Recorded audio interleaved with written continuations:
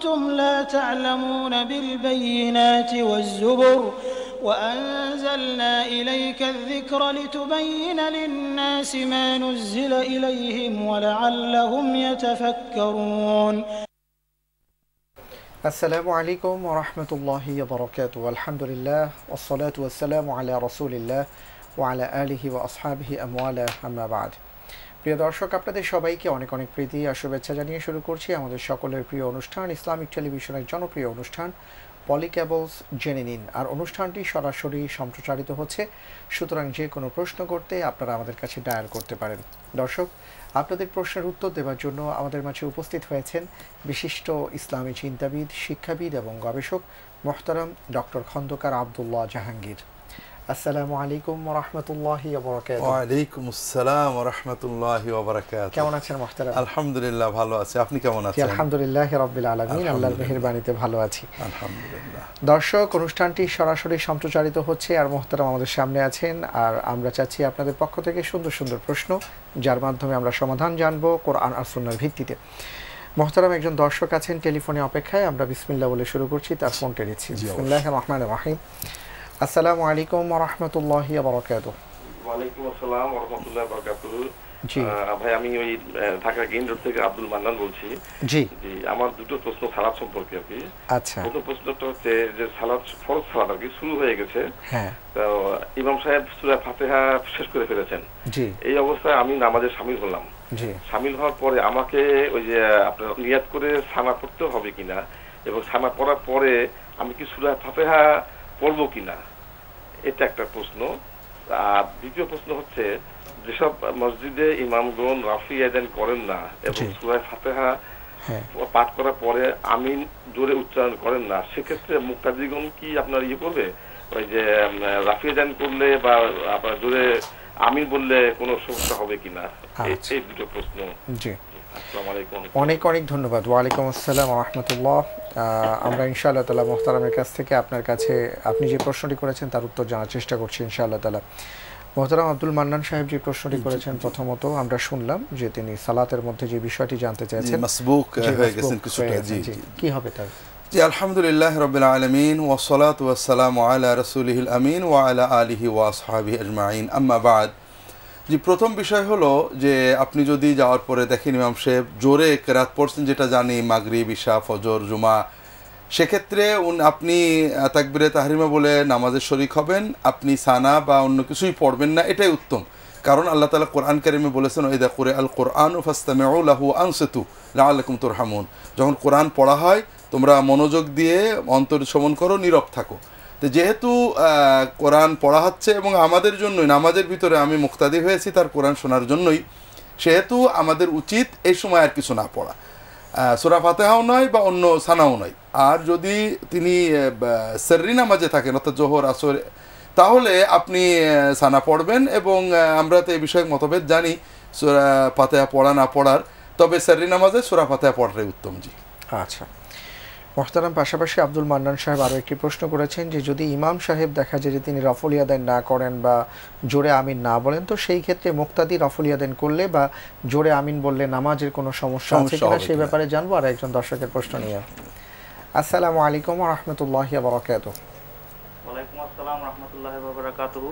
জি, আমার প্রশ্ন ছিল, মদিনাতে আমাদের নবীজি সাল্লাল্লাহু আলাইহি ওয়াসাল্লাম যে ইসলামী রাষ্ট্র প্রতিষ্ঠা করেছিলেন, জি, তখনকার অমুসলিম যারা ছিল, জি, মানে তাদের কি রিঅ্যাকশনটা হয়েছিল? মানে কারণ দেখবেন আমাদের দেশে ধর্মনিরপেক্ষতার ধ্বজাধারী কিছু বুদ্ধিজীবীরা খুব কৌশলে এবং খুব স্ট্রংলি একটা কথা বলে থাকেন যে ওই মানে যে যদি ইসলামী কোনো একটা বিশেষ ধর্মকে ইসলাম রাষ্ট্র ধর্ম করা হয় বা কোনো বিশেষ ধর্মকে মানা হয়, তাহলে অন্য ধর্মাবলম্বীরা আপনার সেকেন্ড ক্লাস সিটিজেন হয়ে যায়।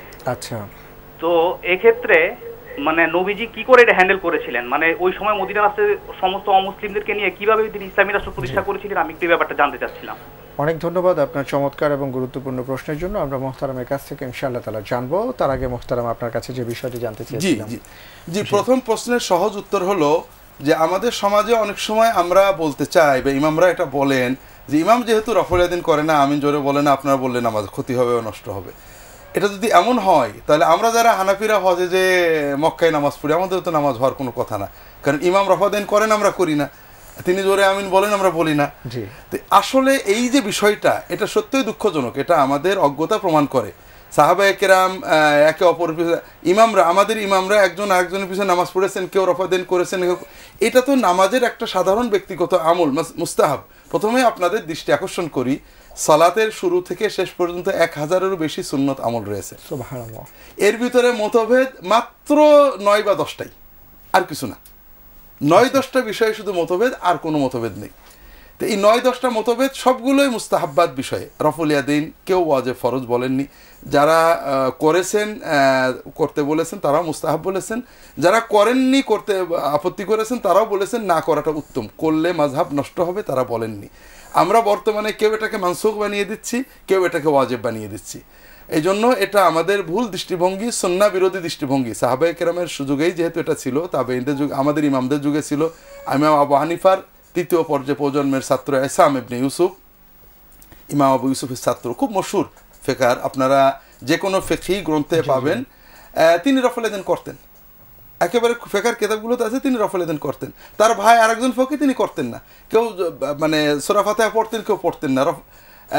এই ধরনের বিষয়গুলো খুবই সিম্পল বিষয়, এটা ইমাম না করলেও মুক্তাদা করতে পারেন, এতে নামাজের কোনো ক্ষতি হবে না। তবে আমাদের যেটা মনে রাখা উচিত, যে মসজিদে জোরে আমিন বলা হয় না, সেই মসজিদে যদি আমরা হঠাৎ জোরে আমিন বলি, অনেক মুক্তাদি নামাজ ভেঙে যাবে। আমরা জন্য আমাদের এটা মুস্তাহাব আমল, আমিন বলাটাই মুস্তাহাব মূলত। আমিন যদি মোটেও না বলেন নামাজের কোনো ক্ষতি হবে না। সেক্ষেত্রে আমিন জোরে না আসতে, এটা একটা মুস্তাহাবের একটা মুস্তাহাব পদ্ধতি।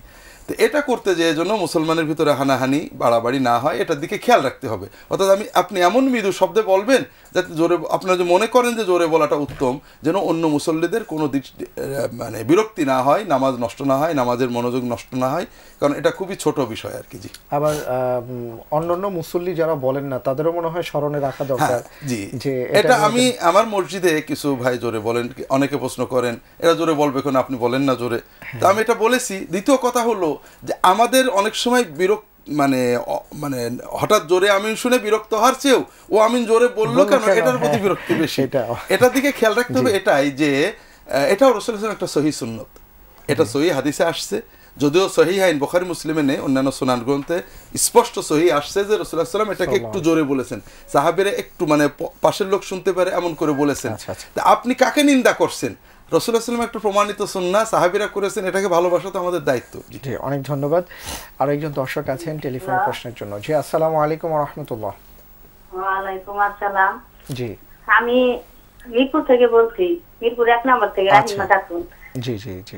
আচ্ছা, আমি শুনছি হাদিসে যে এর কাছ থেকে শুনি যে মৃত্যুর পরে কবর দেওয়ার পরে ওই রুহটা কতদিন পর্যন্ত বলে আইসা ঘোরাফেরা করে ওই বাড়ির দিকে, এটা কতটুকু একটু জানতে চাই। জি, অনেক ধন্যবাদ, আমরা জানবো ইনশাআল্লাহ তাআলা।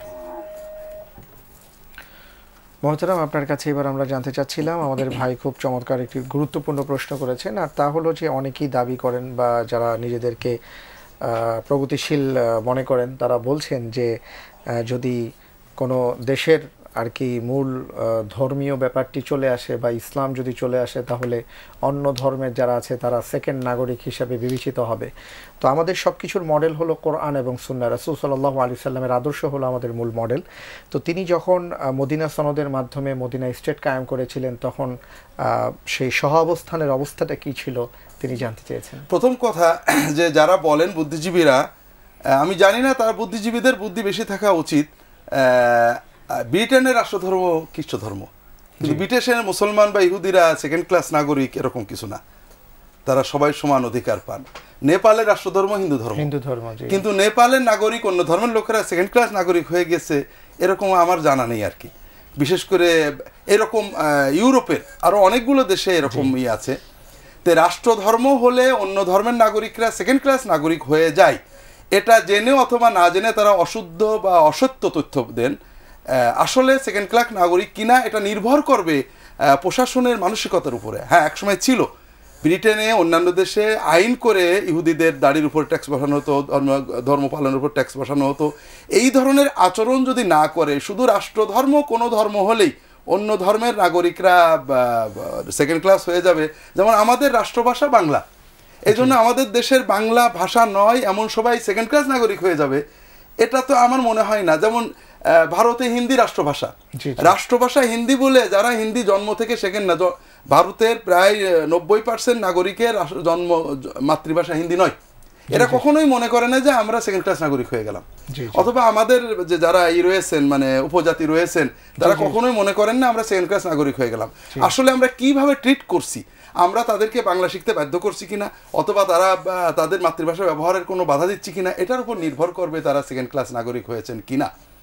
দ্বিতীয় কথা হলো, আমাদের সমাজে বুদ্ধিজীবীদের দোষ কম, আমাদের অনেক আলেমোলামাও অনেক সময় আমরা বুদ্ধিজীবীদের কাছে প্রিয় হওয়ার জন্য অনেকেই বলেন মদিনার সনদে রাসূলুল্লাহ সাল্লাল্লাহু আলাইহি ওয়াসাল্লাম ইসলামকে রাষ্ট্রধর্ম করেননি। কথাটা ঠিক নয়।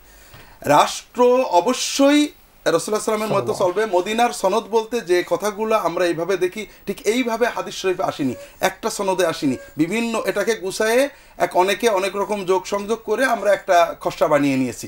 এরকম সনদ একটা রেওয়ায়াতে সহিহ রেওয়ায়াতে এইভাবে পাওয়া যায় না। বিষয়টা হলো, যে দেশের জনগণ সংখ্যাগরিষ্ঠ জনগণের ধর্মীয় প্রতিফলন রাষ্ট্রে থাকবে না, এটা কি করে হয়? অবশ্যই থাকবে, এটা আছে, প্রতিটি দেশে আছে। দ্বিতীয় কথা হলো, রাসূলুল্লাহ সাল্লাম রাষ্ট্রধর্ম ইসলাম আমরা সংবিধান লিখেছি কি না লিখেছি এটা বড় ফ্যাক্টর নয়। বড় ফ্যাক্টর হলো যে আমরা মুসলমান কিনা। আমি যদি মুসলমান হই, তো রাষ্ট্রের যে বিষয়গুলো বিধিবিধানগুলো ইসলাম আমাদেরকে দিয়েছে, ইসলাম নামাজ পড়তে দিয়েছে, ইসলাম অন্যান্য বিষয় দিয়েছে, রোজা রাখতে দিয়েছে, হজ করতে দিয়েছে, সেই ইসলামই বিচারের ক্ষেত্রে সুনির্দিষ্ট নিয়ম বলেছে, শাসনের ক্ষেত্রে সুনির্দিষ্ট নিয়ম বলেছে, অর্থনীতিতে সুনির্দিষ্ট নিয়ম বলেছে। আপনি যদি মনে করেন আপনি মুসলমান, আপনি নামাজ পড়বেন, হজ করে আসবেন, বোরকা পরবেন, অথবা ওয়াজ মাহফিলে যেয়ে দোয়া করবেন, আবার ইসলামের বাকি অংশ পালন করবেন না, আপনি নিশ্চিত জানেন আপনি যতই মুসলমান দাবি করেন আপনি কাফের। আল্লাহ কোরআনে খুব ভালো করে বলেছেন। কাজেই একজন নামাজ পড়ে রোজা মানে না, রোজা মানে হজ মানে না, ও হজ কোনো জরুরি নয়, সে যেমন কাফের। একজন নামাজ, রোজা, হজ, জাকাত মানে, অথচ কোরআনের শাস্তি বিষয়ক বিধান, বিচার বিষয়ক বিধান মানে না, বলে ওগুলো অচল, ওগুলো বর্তমানে চলে না, সে একই রকম কাফের হয়ে যাবে। আমরা মানতে না পারলে গোনাহ হবে, আর অস্বীকার করলে, অচল মনে করলে কাফের হয়ে যাবে।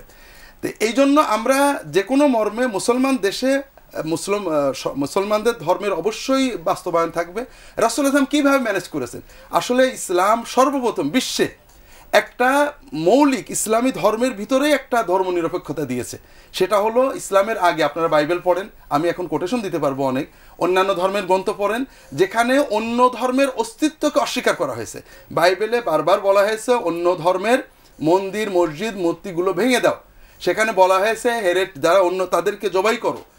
ইসলাম সর্বপ্রথম একটা সমাজ কায়েম করে যেখানে অন্য ধর্মের ধর্মীয় স্বাধীনতা এবং ধর্মীয় সম্ভ্রমবোধ নিশ্চিত করে। তার ধর্ম তাকে গালি দেবে না, তার ধর্ম পালনের তুমি সুনিশ্চিত ব্যবস্থা করবে। তবে রাষ্ট্রর প্রশাসন, আইন চলবে মুসলমানদের, ওই ধর্ম পালনকারীর ধর্মে কোনো বাধা হবে না। এমনকি যে বিচারগুলো খুব ভালো করে বুঝুন, যদি কেউ কোনো মুসলমান কোনো অমুসলমানের নারীকে ধর্ষণ করে, ব্যভিচার করে, মুসলমানকে মৃত্যুদণ্ড দেওয়া হবে। কিন্তু কোনো অমুসলমান যদি ব্যভিচার করে, তাহলে তার কোনো শাস্তি হয় না, তার শাস্তি হয় লোকাল বিচারে। ঠিক তেমনভাবে কোনো মুসলমান যদি মদ পান করেন, তাহলে তার শাস্তি ইসলামী শরীয়ত মতো হবে। অমুসলমানের জন্য এই শরঈ বিচারগুলো নেই, হদুদগুলো নেই। তাদের ধর্মীয় স্বাধীনতা নিশ্চিত একমাত্র ইসলাম করেছে। আসলে ধর্ম থাকবে আর রাষ্ট্রে ধর্মের কোনো থাকবে না, এটা শুধু ধর্মহীন হতে পারে। কাজেই রাসূলুল্লাহ সাল্লাম যেটা করেছেন, রাষ্ট্র ব্যবস্থায় ধর্ম থাকবে, কিন্তু অন্য ধর্মের নাগরিকরা অবশ্যই সমান অধিকার পাবে, এক চুলও কম পাবে না। তাদের ধর্মীয় স্বাধীনতা থাকবে, ধর্মগ্রন্থের স্বাধীনতা, আমি আপনাদের বোধহয় বলছিলাম, হযরত ওমর রাদিয়াল্লাহু তাআলা, ওমর ইবনে আব্দুল আজিজ, সৈন্যরা যদি কোনো খ্রিস্টানদের গির্জা ভেঙেছে, সেই গির্জা সেখানে বানিয়েছেন। এমনকি ওমর ইবনে আব্দুল আজিজ, যাকে আমরা খলিফায়ে রাশেদ বলি, তিনি যখন খলিফা হলেন, দামেস্কের রাজধানী, দামেস্কে বর্তমানে উমাইয়া মসজিদ বলা হয়, ওই মসজিদের একটা অংশ একটা গির্জা ঢুকাই দেওয়া হয়েছিল। গির্জাটা আগের খলিফারা খ্রিস্টানদের কাছে কিনতে চাইছিল, বেচিনি, এরপরে কিনতে চাই, বেচিনি, পরে রাগ করে ওটা সহ মসজিদ এক্সপ্যান্ড করছিল। ওমর ইবনে আব্দুল আজিজ খলিফা হওয়ার পরে তার ন্যায় বিচার থেকে দেখে খ্রিস্টানরা অভিযোগ করলো যে আমাদের গির্জা ওনারা জোর করে নিয়েছেন। তখন ওমর ইবনে আব্দুল আজিজ কাগজপত্র দেখলেন, দেখে প্রমাণ হলো যে না, ওটা জোর করে নেওয়া কিনা হয়নি। তখন বললেন মসজিদ ভাঙো, গির্জা বানাও। মুসলমানরা তো পাগল হয়ে গেল, খলিফার অর্ডার, কিন্তু মসজিদ যেখানে নামাজ হয়েছে সেখানে আমরা কি করে গির্জা বানাবো? তখন মানে দামেস্কের যিনি কাজী ছিলেন, প্রধান বিচারপতি, তিনি যে ওই খ্রিস্টানদেরকে একেবারে হাতে পায়ে ধরে অনুরোধ করলেন যে তোমাদের এই জমিটা, গির্জাটা কিনতে কত টাকা লাগবে, আর বিনিময়ে 100টা গির্জা তোমাদের এলাকায় বানিয়ে দেওয়া হবে, একটু বিক্রি করে দাও আমাদেরকে, নেই তো খলিফা যা বলেছে করতেই হবে। তখন খ্রিস্টানরা খুশি মনে ওই গির্জা বিক্রি করে দেন, 100টা গির্জা তাদের নিজের এলাকায় বানিয়ে নেন। কিন্তু এরপরে কাগজ দেখানোর পরে যে হ্যাঁ খ্রিস্টানরা দলিল করে তারা জমি বিক্রি করেছে, এরপরে হযরত ওমর বলেন হ্যাঁ এবার মসজিদ থাকতে পারে। কাজেই ধর্মীয় স্বাধীনতা, ধর্মের স্বাধীনতা, নাগরিক অধিকার, এটা একটা বিষয়, আর রাষ্ট্রে অধিকাংশ সংখ্যাগরিষ্ঠ জনগণের ধর্মের প্রতিফলন, এটা সম্পূর্ণ ভিন্ন বিষয়। আল্লাহ তৌফিক দেন। আমি অনেক অনেক ধন্যবাদ মোহতারাম, খুব চমৎকারভাবে আমরা বিষয়গুলো জানলাম এবং আশা করছি যে এই ব্যাপারে যারা না বুঝে কথা বলেন তারা অবশ্যই বিষয়গুলো হৃদয়ঙ্গম করবেন এবং ভবিষ্যতে এই ব্যাপারে কথা বলবেন ইনশাআল্লাহ। একজন দর্শক আছেন, আমরা তার ফোনটা নিচ্ছি। হ্যালো, আসসালামু আলাইকুম ওয়া রাহমাতুল্লাহি ওয়া বারাকাতুহু। ওয়ালাইকুম আসসালাম। জি, কে বলছেন, কোথা থেকে বলছেন? আমি দিনাজপুরের বিরামপুর থেকে বলছি। আচ্ছা আচ্ছা, জি বলুন। আমার প্রশ্ন ছিল, আমি এটা অনেকের কাছে জিজ্ঞেস করছি, মানে তেমন ভাবে ক্লিয়ার ভাবে জানতে পারছি না। জি, শুধু যদি মেয়ে সন্তান থাকে জি বাবা মায়ের, হ্যাঁ, এবং মেয়ে সন্তান, আমার মেয়ে সন্তান এবং আমার ভাইয়ের স্বামীর শুধু একজন ভাই এবং তার বোন আছে, তাহলে উনারও মেয়ে সন্তান, ভাইয়েরও, তো তাহলে মানে আমাদের মানে সম্পত্তির বন্টনটা পরবর্তীতে কিভাবে হবে? আর আমরা কি সেটা মেয়েদের নামে লিখে দিয়ে যেতে পারবো সম্পূর্ণ সম্পত্তি, নাকি ওয়ারিশটা কিভাবে পাবে, যদি পরবর্তীতে কিভাবে যাবে, এটা যদি জানা যেত। জি, অনেক ধন্যবাদ বোন আপনাকে আপনার প্রশ্নের জন্য। আমরা জানবো ইনশাআল্লাহ তাআলা। দর্শক তারা ডক্টর খন্দকার আব্দুল্লাহ জাহাঙ্গীর। মোহতারাম আরো একজন দর্শক আছেন, আমরা তার ফোনটা নিচ্ছি। জি অবশ্যই। আসসালামু আলাইকুম ওয়া রাহমাতুল্লাহি ওয়া বারাকাতুহু। ওয়ালাইকুম আসসালাম। আসসালামু আলাইকুম ওয়া রাহমাতুল্লাহি ওয়া বারাকাতুহু। জি, ওয়া আলাইকুম আসসালাম ওয়া রাহমাতুল্লাহি ওয়া বারাকাতুহু। জি, আমি চিটাগং থেকে বলছিলাম। আচ্ছা আচ্ছা, জি বলুন। আমার দুটো প্রশ্ন আছে। হ্যাঁ, প্রথম প্রশ্নটা হচ্ছে যে আমি কাফির, এই ধরনের কোনো কথা যদি কারো মুখ দিয়ে বের হয়ে যায় তৎক্ষণাৎ কি করা উচিত? আচ্ছা আচ্ছা।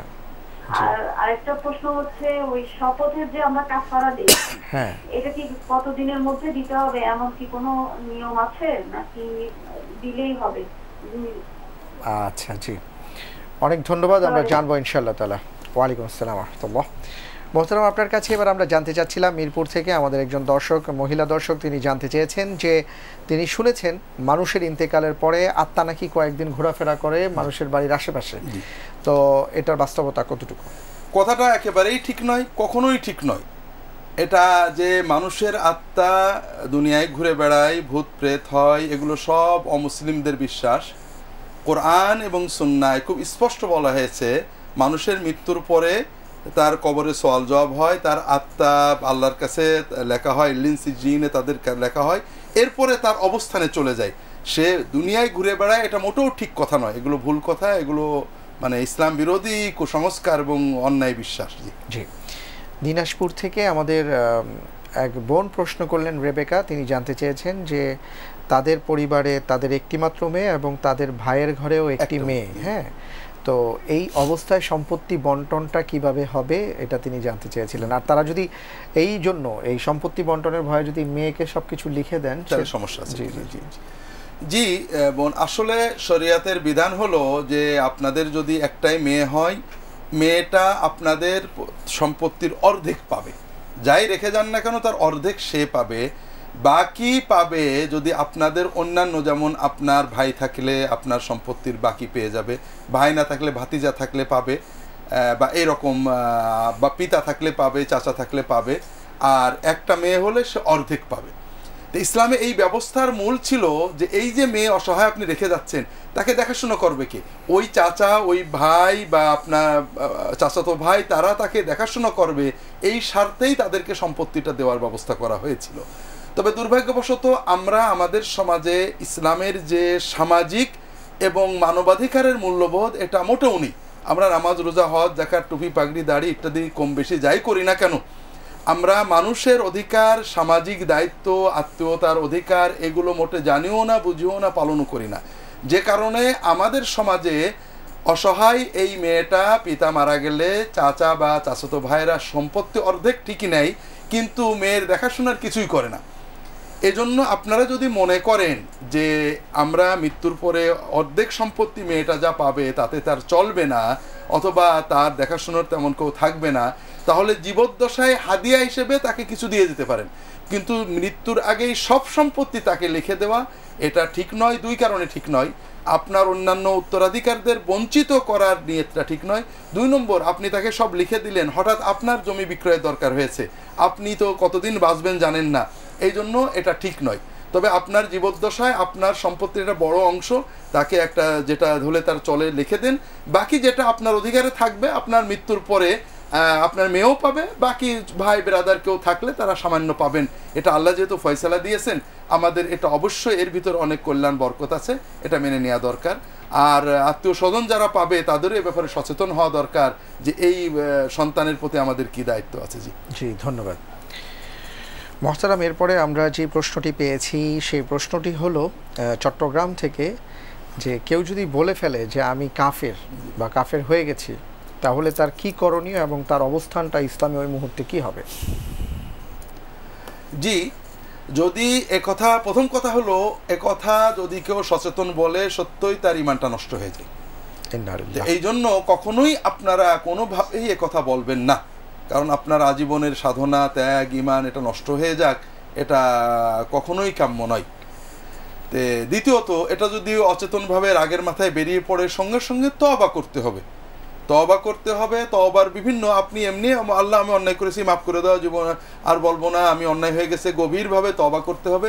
তওবার পর্যায়ে রয়েছে সঙ্গে সঙ্গে তওবা করা, 2 রাকাত নামাজ পড়ে আল্লাহর কাছে কান্নাকাটা করে তওবা করা।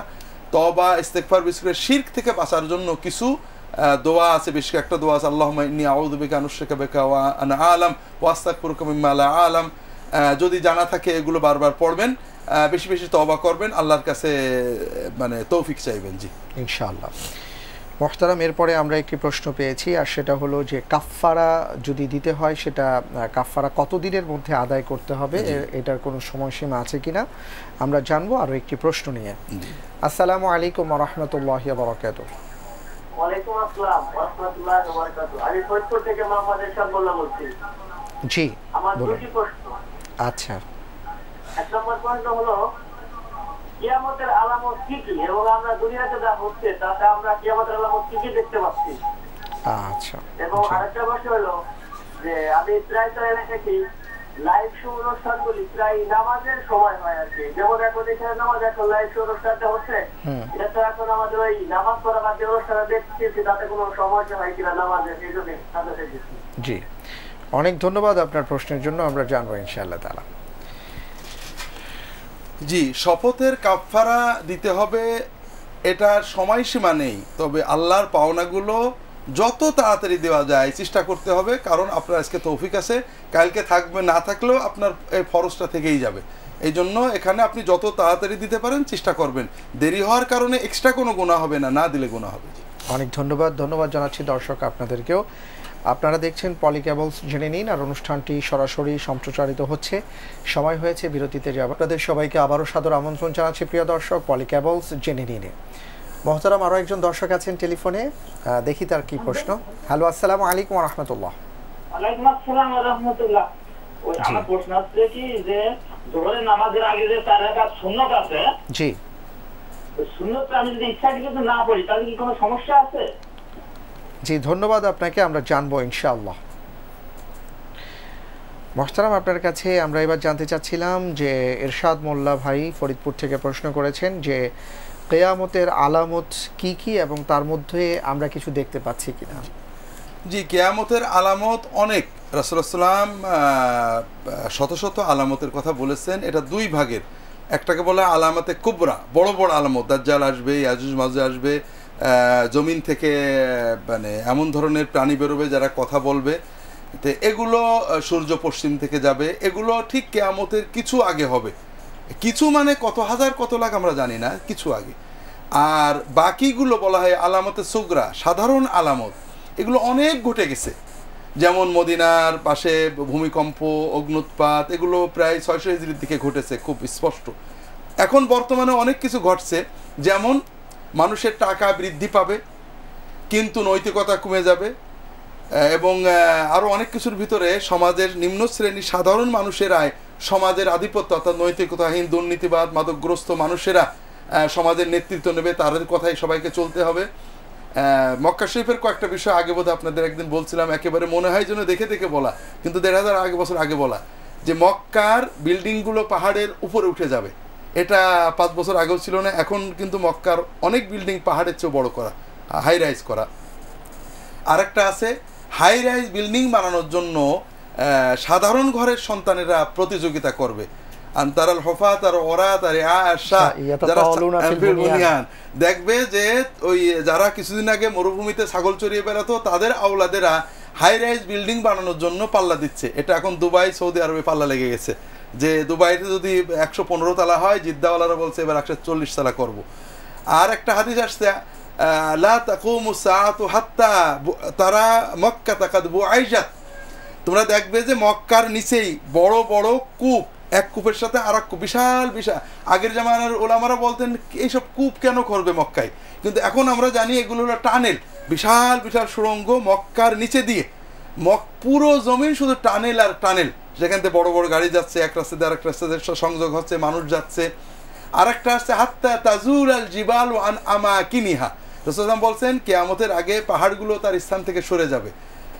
আগে কখন এটা দেখা যায়নি। আধুনিক প্রযুক্তিতে মক্কাতে আমরা এখন দেখছি যে মক্কার পাহাড়গুলো, বড় বড় পাহাড়, যেটা 10 বছর আগে কল্পনাও করিনি যে এগুলো আর এক স্থানে নেই, এমন প্রযুক্তি, ডিনামাইট ইত্যাদি দিয়ে পাহাড়গুলো ভেঙে ভেঙে ভেঙে ভেঙে সেই পাহাড়ের স্থানে বিল্ডিং বানানো হচ্ছে, এবং অন্যান্য দেশেও এরকম করা হচ্ছে। তো এইরকম অনেক আলামত রাসূলুল্লাহ সাল্লাল্লাহু আলাইহি ওয়াসাল্লাম বলেছেন, যেগুলো বলতে গেলে সব তো একসাথে হঠাৎ মনে পড়ে না। তো এগুলো হঠাৎ মনে পড়লো, তাই বললাম, যেগুলো আমরা দেখছি, বাস্তবে দেখছি, এরকম শত শত আলামত প্রতিনিয়ত প্রতি বছর নতুন নতুন করে আসছে। আর এগুলো ঘটতে ঘটতে ঘটতে এক সময় বড় আলামতগুলো এসে যাবে। আল্লাহ তাআলা আমাদের হেফাজত করুন। আমিন আমিন। মোহতারাম আমাদের ভাই আরও খুব সুন্দর করে একটি কথা বলেছেন, যে দেখা যায় নামাজের সময় লাইভ শোগুলো হয়, জি, তো এই ক্ষেত্রে তিনি যদি নামাজ না পড়ে যদি লাইভ শো দেখেন, তাহলে তার এটা আসলে কেমন হবে এবং তার কি করণীয় আমরা জানবো আরও একজন দর্শকের ফোন নিয়ে। জি অবশ্যই। আসসালামু আলাইকুম ওয়া রাহমাতুল্লাহি ওয়া বারাকাতুহু। আলাইকুম সালাম হুজুর, আমি প্রশ্ন করছি যে এখন যে অত্যাধুনিক লেজার ট্রিট বের হয়েছে, জি, মানুষের মুখের ছাপ, বয়সের ছাপটা কমানো যায় লেজার ট্রিটের মাধ্যমে, জি জি জি, এটা কি করা হালাল? আচ্ছা জি, অনেক ধন্যবাদ, আমরা জানবো। মোহতারাম আপনার কাছে আমরা যে বিষয় জানতে চাচ্ছিলাম, জি লাইভ শোর ব্যাপারে তিনি, জি খুব গুরুত্বপূর্ণ জীবন ঘনিষ্ঠ প্রশ্ন। প্রথম কথা হলো, আপনার প্রশ্নের উত্তর আগে দিন হলে তো ভুলে যেতে পারি, আপনি জামাতে সালাত আদায় করা পুরুষদের জন্য ওয়াজিব, কাজে আপনি জামাত কামাই করে কোনো অবস্থাতেই লাইভ দেখবেন না। দুটোর একটা, হয় আপনি এমনভাবে দেখবেন আপনার 4 জন 5 জন, লাইভ শেষ হলে আপনারা একসাথে জামাতে নামাজ পড়বেন, তাহলে সমস্যা নেই। আর নইলে এটা অফ করে দিয়ে যে আপনি জামাতে নামাজ পড়েন। এই প্রোগ্রামের মাধ্যমে যে এলএম শিখছেন, এটার বিকল্প আছে, সেটা হলো আপনি আমাদের প্রোগ্রাম আবার রিপিট হয় রাত 2:30টার দিকে, এবং পরের দিন বোধহয় 2:30টায়, জি, আপনি আগামীকাল 2:30টায় এটা আবার হুবহু দেখতে পারবেন। আর দ্বিতীয় যেটা, আমরা অনেক সময় বাধ্য হই, প্রোগ্রাম একবার শিডিউল করা হলে নামাজ তো আগে পিছে হয়, যে কারণে কিছুদিন আগে নামাজের ভিতরে ছিল না, এখন নামাজের সময় হয়ে গিয়েছে, এটা বারবার চেঞ্জ করা খুব কঠিন হয়ে যায়। এই জন্য এটা করতে হয়। আপনারা যারা জামাতবদ্ধভাবে নামাজ পিছাতে পারবেন, প্রোগ্রামের পরে নামাজ পড়তে পারবেন জামাতে, তারা দেখে একবারে করতে পারেন। নইলে অবশ্যই পুরুষদের জন্য জামাতে সালাত আদায় করা ওয়াজিব, কোনো অবস্থাতে এটা ত্যাগ করবেন না, গুনাহ হবে। আর এই লাইভ শো না দেখলে কোনো গুনাহ হবে না। মোহতারাম আপনার কাছে এবার আমরা জানতে চাচ্ছিলাম যে জোহরের সালাতের আগে, ফরজ সালাতের আগে কেউ যদি ইচ্ছাকৃত সুন্নত সালাত ছেড়ে দেয়, ইচ্ছাকৃত, তাহলে তার কোনো সমস্যা আছে কিনা, গুনাহ হবে কিনা? আসলে প্রথমে আমি যখনই শুনি গুনাহ হবে কিনার প্রশ্ন, তখন বড় কষ্ট লাগে, কারণ আমরা ছাত্রদের পড়াই, ছাত্ররা সবসময় শোনে বেশি নাম্বার কোথায় পাওয়া যাবে। 2টো নাম্বারের জন্য, বিশ্বাস করেন, 2টো নাম্বারের জন্য ছেলেরা যে কী কাটাত, এক অ্যাসাইনমেন্ট দিই আমরা, 2 নাম্বার 3 নাম্বারের জন্য 1 মাস 1.5 মাস খাটে, লাইব্রেরিতে ভরে ভরে বই লেখে, একজনেরটা একজন চুরি করে, অন্যায় করে, ভালো করে, 2টো নাম্বারের জন্য। 2 টাকা লাভের জন্য আমরা কত কিছু করি, অথচ নাম্বার দুনিয়াতে কাজে লাগবে কিনা সন্দেহ আছে, টাকা কি কাজে লাগবে সন্দেহ আছে। কিন্তু 2টো সওয়াবের জন্য চিন্তা না করে আমরা যদি চিন্তা করি যে গুনাহ কিসে বাঁচা যায়, 5 নাম্বার কিসে পাওয়া যায়, কোনো রকম পেট কিসে চালানো যায়, এটা তো ঈমানের লক্ষণ নয়। মুমিনের চিন্তা হবে কিভাবে বেশি সওয়াব আমরা কামাই করতে পারি, কিভাবে আল্লাহর কাছে বেশি প্রিয় হতে পারি। যত বেশি সওয়াব কামাই করব তত দুনিয়া এবং আখিরাতের বরকত আমরা পাবো। দ্বিতীয় বিষয় হলো হযরত আয়েশা রাদিয়াল্লাহু তাআলা আনহা বলছেন, এটা সহিহ হাদিস, যে মা কানা রাসূলুল্লাহ ইয়াদাউ আরবাআন ক্বাবলা যুহরি ওয়া রাকাতাইন ক্বাবলা আল-গাদাত। রাসূলুল্লাহ সাল্লাল্লাহু আলাইহি ওয়াসাল্লাম যোহরের আগের 4 রাকাত এবং ফজরের আগের 2 রাকাত কখনো ছাড়তেন না। তো এটাতে এর গুরুত্ব বোঝা যায়। 3 নম্বর হলো ওভারঅল সুন্নতে মুআক্কাদা নামাজের ক্ষেত্রে মূলনীতি হলো যদি প্রয়োজনে মাঝে সাঝে ছেড়ে দেন তাহলে গুনাহ হবে না, অনুচিত হবে। আর ইচ্ছাকৃত ছাড়ার অভ্যাস, ইচ্ছাকৃতভাবে নিয়মিত অভ্যাস করলে অবশ্যই গুনাহ হবে। জি মোহতারাম, ধন্যবাদ। আর এই মাত্র আমরা সর্বশেষ যে প্রশ্নটি পেয়েছিলাম, আমাদের একজন বোন জিজ্ঞেস করেছিলেন যে বর্তমানে আধুনিক চিকিৎসা বের হয়েছে লেজার ট্রিট নামে, এবং দেখা যায় লেজার চিকিৎসার মাধ্যমে অনেক সময় এই কুচকানো চামড়াটাকে ঠিক করা যায় বা বয়সের ছাপ যেটা পড়ে সেটা কমানো যায়। তো এই চিকিৎসাটা নিলে কোনো সমস্যা আছে কিনা আমরা জানবো আরো একজন দর্শকের ফোন নিয়ে। আসসালামু আলাইকুম ওয়া রাহমাতুল্লাহ। হ্যালো, আসসালামু আলাইকুম। হ্যালো, আমরা জি আপনার কথা শুনতে পাচ্ছি, আপনি বলুন।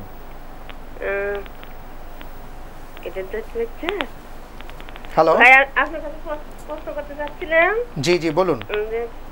আমরা তো ছেলে মেয়ে বিয়ে দিই, জি, তাহলে যেমন বিয়ে আছে, বিয়ের সাথে দেখা করা নিষেধ, তাহলে বিয়ের সাথে দেখা করবো কিভাবে? মেয়ের বাড়িতে গেলে তো আমার মেয়ের বাড়িতে অনেক কাজ টাজ করতে হয়, আমরা কি ঘরে বসে থাকবো নাকি বাইরে কাজ টাজ করবো? আচ্ছা আচ্ছা, জি অনেক অনেক ধন্যবাদ, আমরা জানবো ইনশাআল্লাহ তাআলা। জি মোহতারাম। জি, আসলে ইসলাম স্বাভাবিক সৌন্দর্য চর্চাকে উৎসাহ দিয়েছে, কৃত্রিমতা এবং আর্টিফিশিয়ালিটিকে নিরুৎসাহিত করেছে।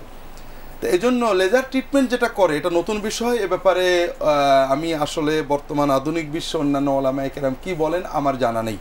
তা আমি আমার যতটুকু জানা আছে তা থেকে যতটুকু বুঝি যে একান্ত কোনো অসুস্থতা ছাড়া, যেটা অসুস্থতা অস্বাভাবিকতা, এছাড়া শুধুমাত্র আমার বয়সের ছাপ কমাতে আমার কৃত্রিমভাবে, যেমন কৃত্রিমতা রাসূল নিষেধ করেছেন, ভুরুগুলো তুলে ফেলতে নিষেধ করেছেন, বা মানে কৃত্রিমভাবে কিছু দাগ দিতে নিষেধ করেছেন, এগুলোর আলোকে আমরা বুঝি কৃত্রিমতা অর্থাৎ আমাদের স্বাভাবিক যেটা আছে সেটাকে কৃত্রিমভাবে লুকিয়ে আমাদেরকে যৌবন, যেমন আমার দাড়ি কালো করে আপনাদের কাছে যুবক সাজবো, আপনি আপনার সৌন্দর্য কৃত্রিমভাবে বাড়িয়ে, তো এটা ইসলাম নিরুৎসাহ করে, তো এটা জায়েজ হবে না। তবে যদি অসুস্থতা হয়, অস্বাভাবিকতা হয়, এটা অবশ্যই চিকিৎসা করা যাবে। এটা আমার যতটুকু জানা এবং আমি বুঝতে পারি। এ ব্যাপারে অন্যান্য দেশ বিদেশে আলেমরা কি বলেছেন আমার এই মুহূর্তে জানা নেই। জি মোহতারাম, অনেকটা শেষ পর্যায়ে চলে এসেছি। সর্বশেষ প্রশ্নের উত্তরটি আমরা জানতে চাই, যে সম্ভবত তিনি জানতে চেয়েছেন যে বিআই অথবা বিআই। জি, আমি বুঝতে পারছি, ওনার কথাটা আমার ভালো লেগেছে। মেয়ের বাড়িতে গেলে তো অনেক কাজ কাম করতে হয়, ঘরেই বসে থাকবো নাকি? আসলে বিষয়টা বোনেরা আমরা অনেকটা ভুল বুঝি। পর্দা মানে ঘরে বসে থাকা নয়। হযরত রাসূলুল্লাহ সাল্লাল্লাহু আলাইহি ওয়াসাল্লামের মেয়ে 3-4 মাইল দূর থেকে পানি কাঁধে করে নিয়ে আসতেন। তার জ্যেষ্ঠের সাথে আমরা যেটাকে বলি তার স্ত্রীর বড় বোন আসমা বিনতে আবু বকর, হাদিস শরীফে আসছে তিনি মদিনার বাইরের মাঠ থেকে ঘাস কেটে নিয়ে মাথায় করে মদিনায় আসতেন। এইভাবে সব মেয়েরাই কাজ করতেন, যুদ্ধের ময়দানে কাজ করতেন। আপনি পর্দা মানে ঘরে বসে থাকা নয়। পর্দা মানে আমরা যেমন পোশাক পরি, মেয়েরা পোশাক পরে কাজকাম করতে পারবেন। হ্যাঁ, বেয়ানের সামনে যাওয়া অর্থাৎ তার সামনে মুখ খোলা বা পর্দা না করা এটা বৈধ নয়, হারাম। এই জন্য আপনি বেয়াই বাড়িতে গেলে শরীর পর্দা সহ কাজকর্ম করবেন। আপনি মেয়ের বাড়ির কাজ করবেন, রান্নাঘরে বেয়াই আসলে সালাম দেবেন, মুখে কথা বলবেন, পর্দা সহ, এটা বৈধ। তবে যদি আপনি মুখ খুলে রাখেন অথবা মাথার চুল ইত্যাদি খুলে তার সাথে কথা বলেন, এটা কঠিন হারাম হবে। আল্লাহ তাআলা আমাদেরকে ইসলাম পালনের তৌফিক দেন। আমিন আমিন। অনেক অনেক ধন্যবাদ মুহতারাম। আলহামদুলিল্লাহ, আমরা অনেকগুলো প্রশ্নের উত্তর জানলাম আজকে। জাযাকাল্লাহু খাইরান। বারাকাল্লাহু ফিক, হাফিজাকুমুল্লাহ। বারাকাল্লাহু ফিক। দর্শক আপনাদেরকেও ধন্যবাদ জানাচ্ছি অনেক সুন্দর প্রশ্ন করার জন্য। আলহামদুলিল্লাহ, মোহতারাম যে কথাগুলো বলেছেন কোরআন আর সুন্নাহর ভিত্তিতে, আমরা সেই বিষয়গুলো যেন হৃদয়ঙ্গম করে সেইভাবে চলতে পারি, সেই তৌফিক আল্লাহ তাআলা আমাদেরকে দান করুন, আমিন। এই আশাবাদ ব্যক্ত করে আপনাদের সবাইকে ধন্যবাদ জানিয়ে আজকের মতন বিদায় নিচ্ছি। আল্লাহ হাফিজ। আসসালামু আলাইকুম ওয়া রাহমাতুল্লাহি ওয়া বারাকাতুহু। ওয়া মা আরসালনা মিন ক্বাবলিকা ইল্লা রিজালান إليهم فاسألوا أهل الذكر إن كنتم لا تعلمون بالبينات والزبر وأنزلنا إليك الذكر لتبين للناس ما نزل إليهم ولعلهم يتفكرون